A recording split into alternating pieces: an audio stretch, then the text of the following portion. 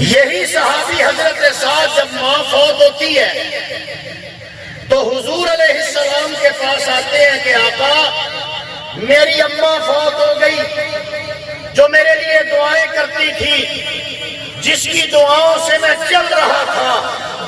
یا رسول اللہ میری ماں کی دعاؤں نے مجھے بڑی بڑی مشکلات سے نکالا، اللہ کے نبی وہ ماں نہیں رہی، میں اپنی ماں کی وفات کے بعد کچھ کرنا چاہتا ہوں، کوئی ایسی نیکی کمانا چاہتا ہوں جس کا ثواب میری اماں کو جائے، جس کا ثواب میری والدہ کی طرف جائے، مجھے بتائیے میں کون سی نیکی کروں جس کا ثواب میری مرحومہ والدہ کو پہنچے۔ تو آقا علیہ السلام نے ارشاد فرمایا سعد اگر اپنی ماں کے ایصال ثواب کے لیے کچھ کرنا چاہتے ہو تو مدینے میں مسلمانوں کے لیے میٹھے پانی کی ضرورت ہے۔ اگر تم اپنے پیسے سے مدینۃ الرسول میں میٹھے پانی کا کنواں کھدوا دو یا یہودی سے خرید کے آزاد کر دو تو جہاں مسلمانوں کے لیے پانی کا انتظام ہو جائے گا وہاں تیری ماں کے لیے جنت کے پانی کا انتظام ہو جائے گا۔ لوگوں، حضرت سعد نے پانی کا کنواں خریدا، میٹھا پانی امت کے لیے، لوگوں کے لیے، عوام کے لیے آج تک چل رہا ہے۔ دنیا 1400 سال ہو گئے اس کنویں سے پانی پی رہی ہے، اور حضور کے عظیم صحابی حضرت سعد کی ماں کا صدقہ جاریہ ایصال ثواب ان کی روح کو پہنچ رہا ہے۔ اس حوالے سے الحاج نظر سیال صاحب کو میں مبارکباد پیش کرتا ہوں، یہ غیر سیاسی جملہ دینے لگا ہوں، کوئی یہ نہ سمجھے کہ مولوی صاحب سیاسی بات کریں گے، غیر سیاسی جملہ دینے لگا ہوں۔ یہ مبارکباد کے مستحق ہیں انہوں نے جو فری بس چلائی یا فری ایمبولینس چلائی۔ میری درخواست یہ ہے کہ آج سے یہ نیت کر لیں فری بس اور فری ایمبولینس کا ثواب جب تک یہ چلتی رہے گی اماں جان کی روح کو پہنچتا رہے گا۔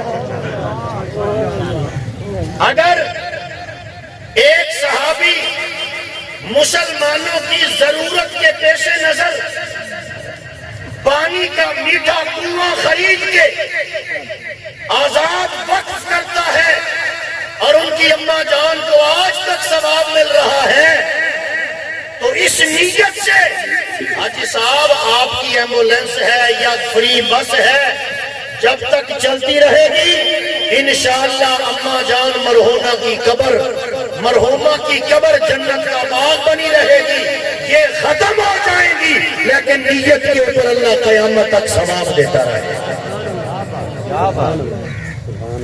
یہ کوئی معمولی نیکی نہیں ہے جتنے پیٹرول 240 توتے ہوئے اتھے ہی جو نیکیاں کرنیاں پیسے والے اور بھی بڑے موجود ہیں، کروڑ پتی اور ارب پتی اور بھی لوگ موجود ہیں۔ یہ نیکی اللہ توفیق اسی کو دیتا ہے جس کا کوئی قول اور عمل میرے رب کو پسند آ جائے۔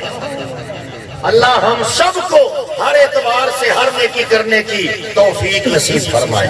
بلند آواز سے کہیے۔ حضور علیہ السلام نے ارشاد فرمایا لوگوں تم میں سے کون بندہ یہ چاہتا ہے کہ میری عمر لمبی ہو اور میرے رزق میں برکت ہو؟ کون ہے جو یہ چاہتا ہے میری عمر بھی لمبی ہو میرے رزق میں بھی برکت ہو؟ اب اتنے بڑے مجمع میں ہے کوئی بندہ ایسا جو یہ نہ چاہتا ہو کہ میری عمر لمبی ہو، یہ نہ چاہتا ہو کہ میرے رزق میں برکت نہ ہو؟ ہر بندہ یہی چاہتا ہے۔ میرے محبوب نبی نے آسان نسخہ بتایا، جو یہ چاہتا ہے میری عمر لمبی ہو میں دنیا میں زیادہ رہوں اور یہ بھی چاہتا ہو میرے رزق میں برکت ہو جائے، میرے محبوب نبی نے ارشاد فرمایا اس کے لیے ایک کام کرنا پڑے گا۔ گھر میں ماں باپ اگر زندہ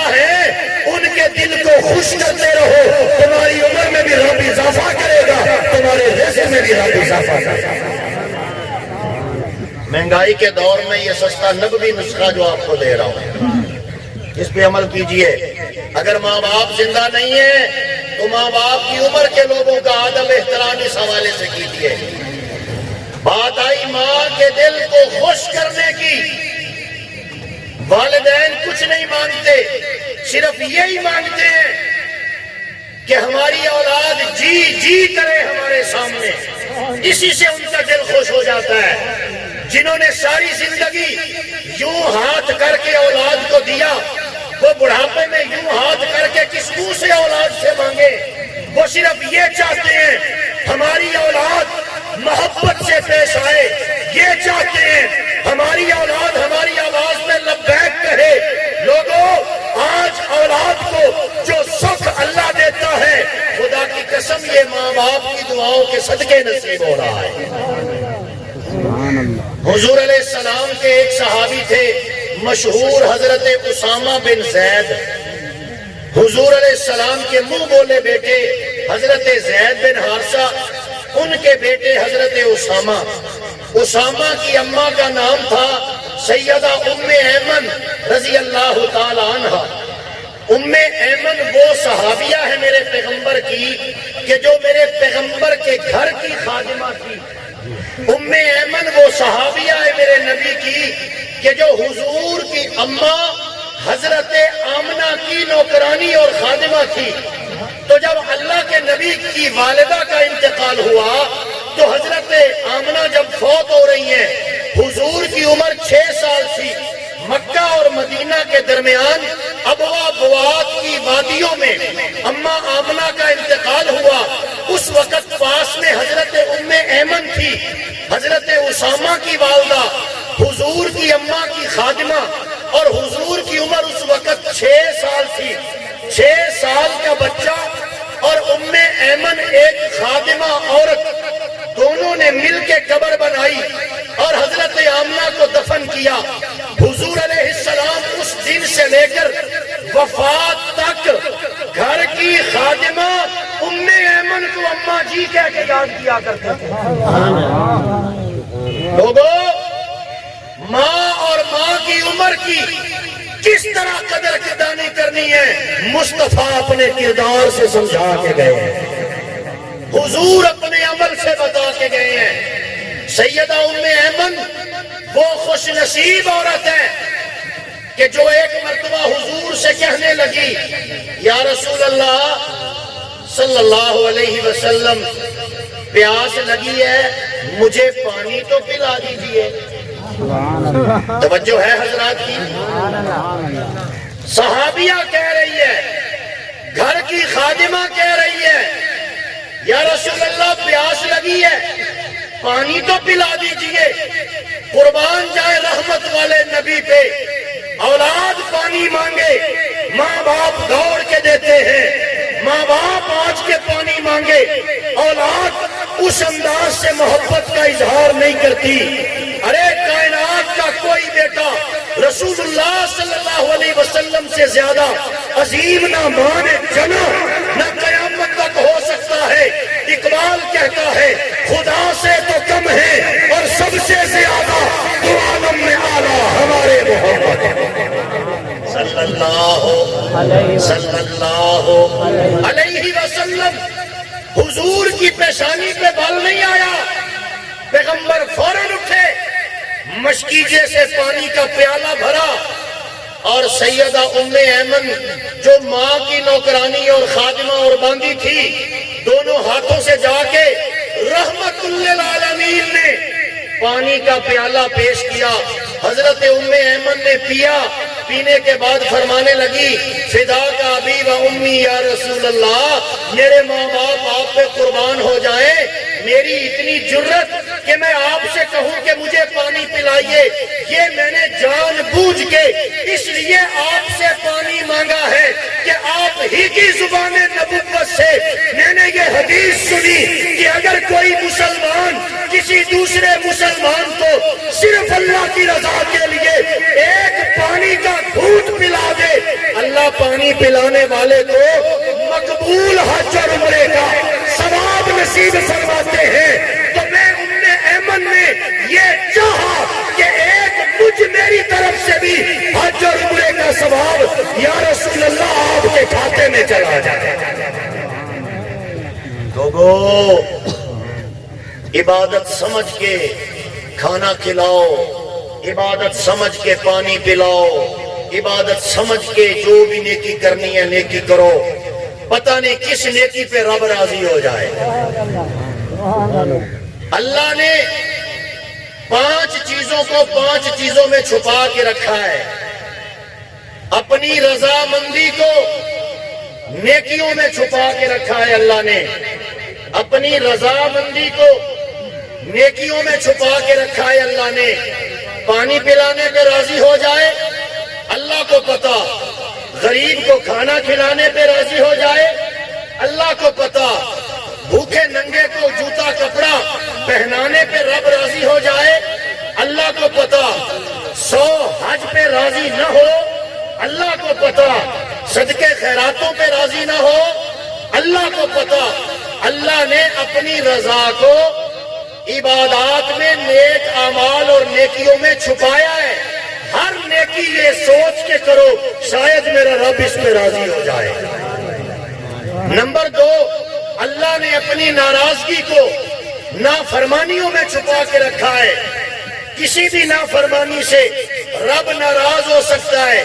اگر گناہ کرنے کا خیال پیدا ہو جائے تو پہلے سوچ لو کہ اس غلطی پہ کہیں رب ناراض نہ ہو جائے، اس غلطی پہ رب ناراض نہ ہو جائے، اس غلطی پہ رب ناراض نہ ہو جائے۔ اگر یہ سوچ پیدا ہو گئی گناہ نہیں ہوں گے، یہ سوچ پیدا ہو گئی غلطیاں نہیں ہوں گی، یہ سوچ پیدا ہو گئی خطا نہیں ہوگے کہ کسی غلطی اور گناہ پہ کہیں میرا اللہ ناراض نہ ہو جائے۔ ہر گناہ سے بچنے کا یہ بہترین نسخہ ہے۔ نمبر 3، اللہ نے لیلۃ القدر کو رمضان کی راتوں میں چھپا کے رکھا ہے۔ نہ جانے رمضان کی کون سی رات لیلۃ القدر ہے۔ ہر رات میں یہ سوچ کے عبادت کیجئے شاید یہ لیلۃ القدر ہو، شاید یہ لیلۃ القدر ہو، شاید یہ لیلۃ القدر ہو۔ جب یہ سوچ کے عبادت کریں گے کوئی رات تو مل جائے گی، جو نصیب ہو گئی لیلۃ القدر تو 1000 سال کی عبادت کا ثواب نصیب ہو جائے گا۔ اسی طریقہ سے خالق کائنات نے ولایت کو اپنے بندوں میں چھپا کے رکھا ہوا ہے۔ ہر بندے کے بارے میں، ہر مسلمان کے بارے میں یہی گمان کرو، ہو سکتا ہے یہ اللہ کا ولی ہو سکتا ہے یہ اللہ کا پیارا ہو سکتا ہے یہ بہت نیک اور متقی ہو جو ہمیں نظر نہیں آتا۔ اللہ نے ولایت کو اپنے بندوں میں چھپا دیا ہے تاکہ کوئی کسی سے بدگمان نہ ہو، ہر مسلمان دوسرے سے حسن ظن رکھے۔ ہو سکتا ہے اس کی کوئی نیکی رب کو میری نیکیوں سے زیادہ پسند آ جائے، اس لیے جب ہر بندہ دوسرے مسلمان کے بارے میں حسن ظن رکھے گا تو انشاءاللہ حسد، بغض، نفرت یہ گناہوں سے ہمارے دل پاک ہو جائیں گے۔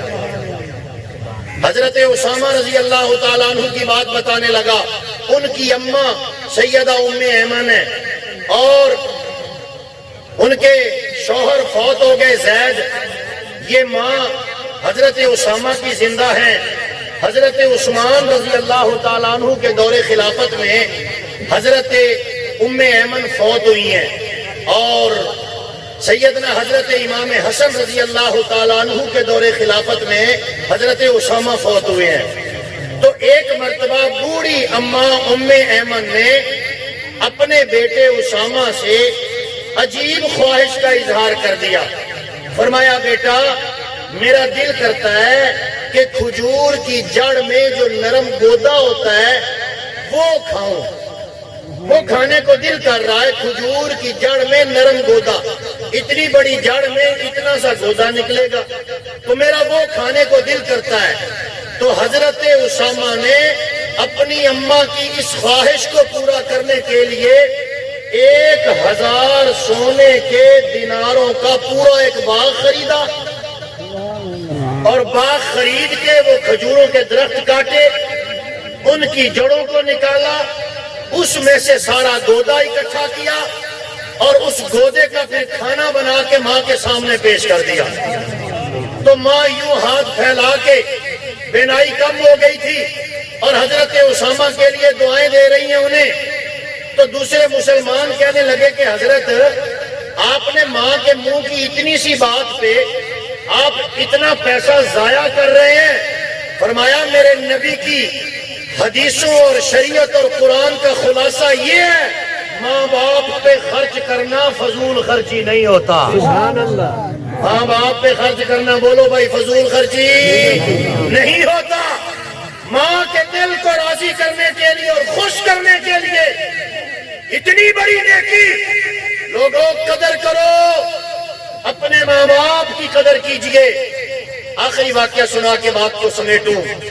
سیدنا حضرت امام زین العابدین رحمہ اللہ تعالی، سیدنا حضرت امام حسین رضی اللہ تعالی عنہ کے فرزند ارجمند تھے، وقت کے سب سے بڑے ولی، وقت کے سب سے بڑے غوث کتب اور ابدال۔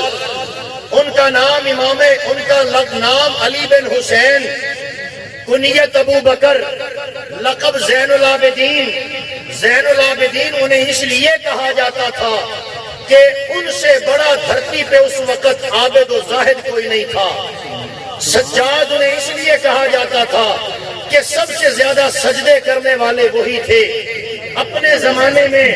اسی طریقہ سے ابو بکر، ان کی کنیت زین العابدین رحمہ اللہ کی اس لیے پڑ گئی کہ وہ خلیفہ بلا فصل حضرت ابو بکر صدیق کی طرح ہر سخاوت میں پہلے نمبر پہ آتے تھے، ہر نیکی میں پہلے نمبر پہ آتے تھے۔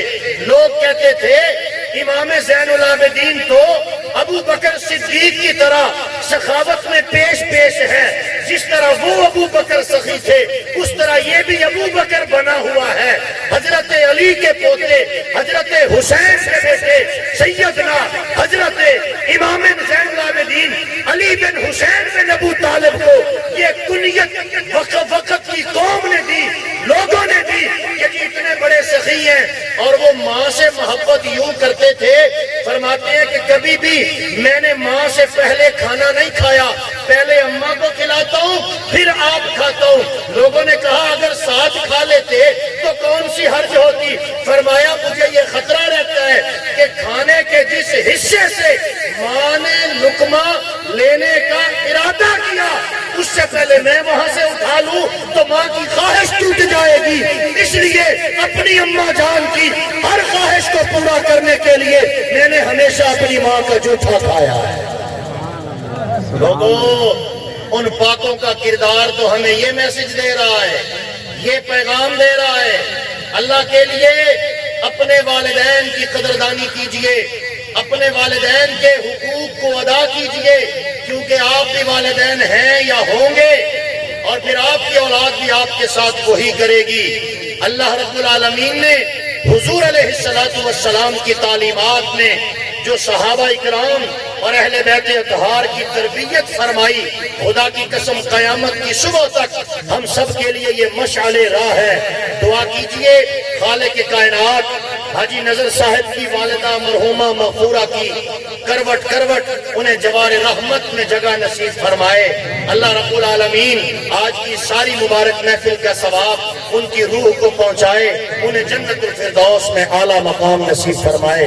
اقول قولی ھذا استغفر اللہ لی ولکم ولسائر المسلمین وما علینا الا البلاغ۔